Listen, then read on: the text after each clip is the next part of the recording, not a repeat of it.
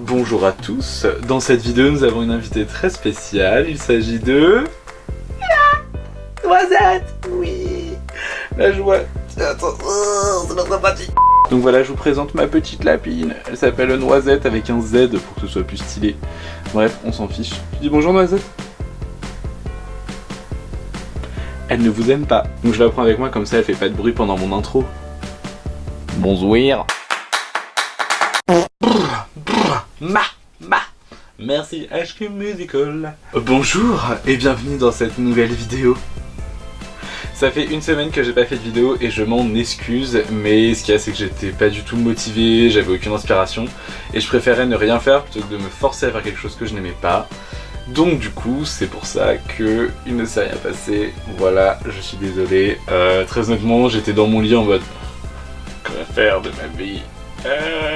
Bref, on s'en fiche, là j'ai de nouveau envie et donc me revoilà. Et dans cette vidéo, on va parler livres, puisque ça fait longtemps que j'ai pas parlé livres sur cette chaîne.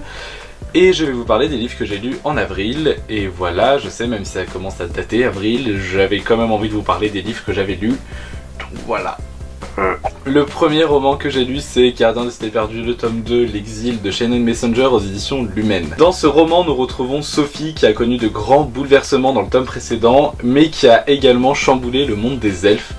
En effet, à cause d'elle entre guillemets, parce que c'est pas vraiment de sa faute, et bah le monde des elfes il est plus si parfait que ça, puisque maintenant le mot crime qui était jusque là quasiment inconnu, et bah il est devenu important et donc le peuple est en colère et le conseil est désemparé, ils savent pas quoi faire. Et c'est à ce moment-là que notre petite Sophie, elle va découvrir une alicorne. Une alicorne, qu'est-ce que c'est? Eh bien c'est la créature que vous avez juste là sur le roman, c'est une licorne avec des ailes. C'est d'ailleurs en partie pour ça que j'aime beaucoup la couverture de ce roman, on va pas se le cacher. Une alicorne dans le monde des elfes, c'est une créature rarissime que tout le monde pensait avoir disparu. Et donc là, Sophie en retrouve une, et c'est donc synonyme de renouveau, d'espoir pour ce peuple. Elle va devoir s'en occuper pour faire une présentation générale, quand elle va devoir s'envoler devant tout le monde, etc. En gros, elle doit la dresser, Sophie. Sauf que ses ennemis et ses mystérieux alliés, ils en ont pas fini avec elle, et elle doit jongler entre la licorne à s'occuper, entre les ennemis, les complots, et en plus il lui arrive un autre malheur, puisqu'un de ses proches est en danger de mort. Dans ce tome-là, elle explore vraiment les recoins sombres de ses pouvoirs, de ce monde, et en plus elle a une tonne de choses à gérer. J'ai bien aimé ce tome 2, je l'ai même préféré au tome 1, parce que j'ai trouvé que... le personnage principal, il était, je sais pas, plus crédible. Et je sais que ça va paraître méchant, mais j'aime beaucoup quand Sophie, elle est en larmes parce qu'elle sait pas ce qu'elle fait de sa vie, elle est débordée, elle est dépassée par les événements.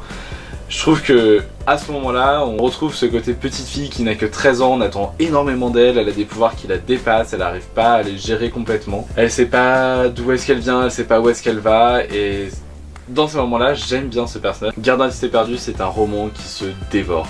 J'ai pas réussi à le lâcher, Shannon Messenger elle a une plume incroyable, à chaque page j'ai envie d'en savoir plus, à chaque page j'ai envie d'aller plus loin dans l'histoire, tout ça génial, l'univers est énorme, on apprend toujours plus, on découvre de plus en plus de choses. Maintenant que Sophie est un peu plus à l'aise, ça amène d'autres choses encore, je ne sais pas comment j'ai pu passer à côté de cette saga jusque là, j'ai acheté le tome 3, je suis très pressé de le lire. Un petit big up pour le personnage de la licorne que j'ai bien aimé parce que c'est un personnage très capricieux et très égocentrique, qui pense d'abord à son bonheur avant celui des autres, et puis voilà, c'est une licorne en plus, donc comment ne pas l'aimer. Ensuite, j'ai lu Les Élémentaires de Nadia Coste aux éditions Castelmore. C'est l'histoire d'un monde fantastique où la plupart des gens sont reliés à un élément, donc la terre, l'eau, le feu et l'air.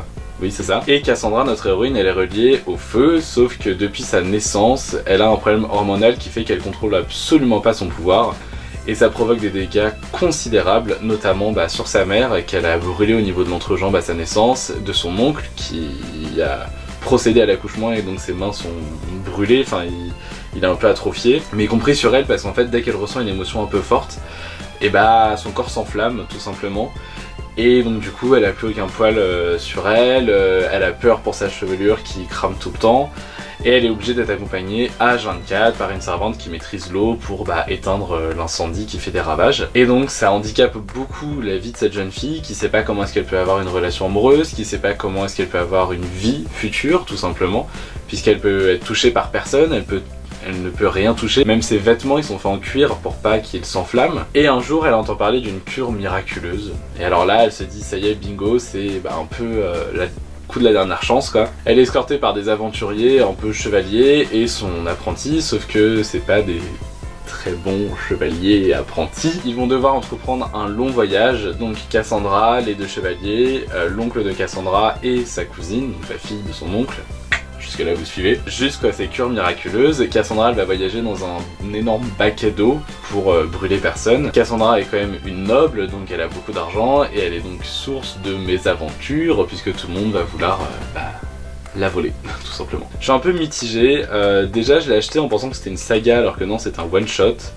Donc du coup je suis un peu resté sur ma faim. J'ai surtout trouvé que l'univers n'était pas assez détaillé, il m'a manqué, je sais pas, des détails pour vraiment y croire, pour m'immerger dedans. Les personnages pour moi sont un petit peu trop clichés, on a la noble très hautaine qui veut se laisser toucher par personne mais qui au fond justement souffre et a bon cœur.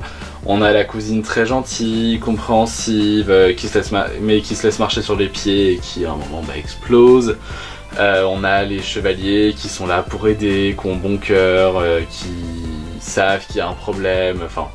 Bref, c'était un peu trop cliché pour moi parfois, comme les histoires d'amour, etc. C'était un peu trop... Voilà, cliché quoi, très clairement, j'ai pas d'autres mots.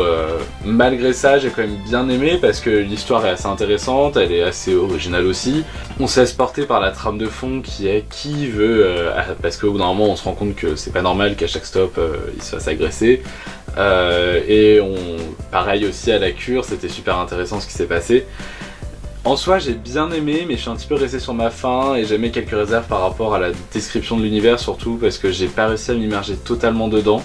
Il m'a manqué, je sais pas, des détails, des descriptions. Là c'est vraiment une toile de fond. Et puis voilà quoi, on n'a pas plus d'informations que ça. J'ai ensuite lu celle dont j'ai toujours rêvé de Meredith Russo aux éditions Pocket Jeunesse.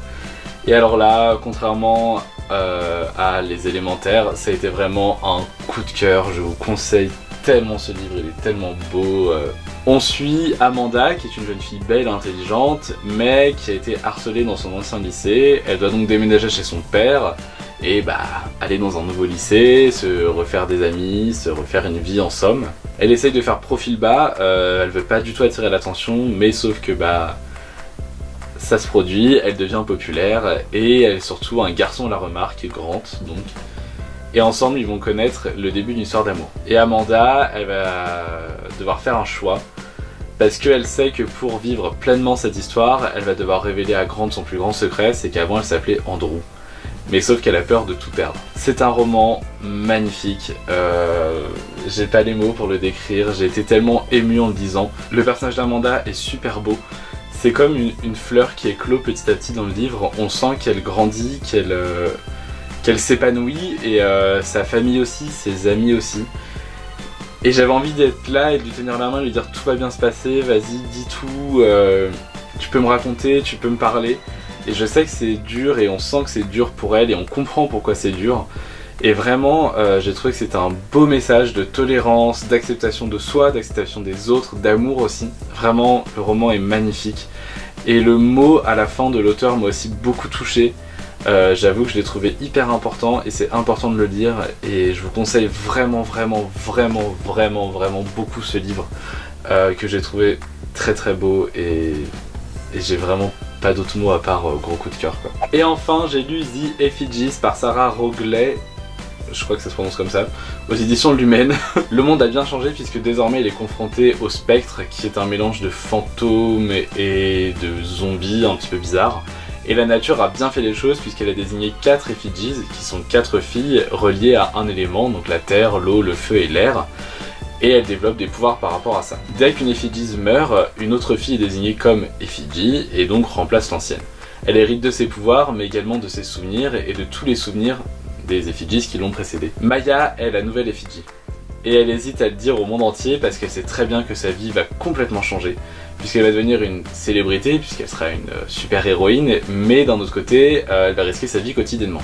Et ça, c'est pas le top du top, vous me l'accorderez. Sauf qu'un jour, Manhattan va subir une attaque gigantesque, énorme, et elle va pas avoir le choix que d'aller se défendre.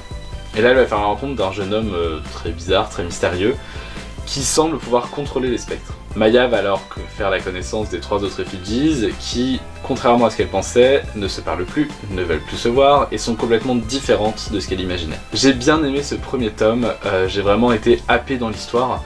Maya est une fille que j'ai bien aimée parce que d'un côté elle est contente d'être une effigie, mais en même temps elle se rend compte du poids que c'est et que c'est dur à porter quoi. En plus il y a un mélange de flashbacks, de souvenirs qui la submergent et on se rend compte que que l'histoire principale va bien au-delà qu'un simple mec qui peut contrôler les spectres. Enfin voilà, ça remonte à bien longtemps et j'ai bien aimé aussi le fait que les effigies ne sont pas 4 super héroïnes en mode ouais on va sauver le monde mais qu'elles ont leurs faiblesses toutes. Je conseille vraiment ce livre à tous ceux qui aiment bien les super héros, les dystopies, les histoires de fantômes etc. Et j'ai hâte de lire le tome 2. Et bien voilà, c'est tout pour moi, merci d'avoir regardé cette vidéo, n'hésitez pas à me dire en commentaire quelles ont été vos lectures d'avril et quel livre est-ce que vous êtes en train de lire. En attendant je vous fais de gros bisous et je vous dis à la semaine prochaine. Bisous.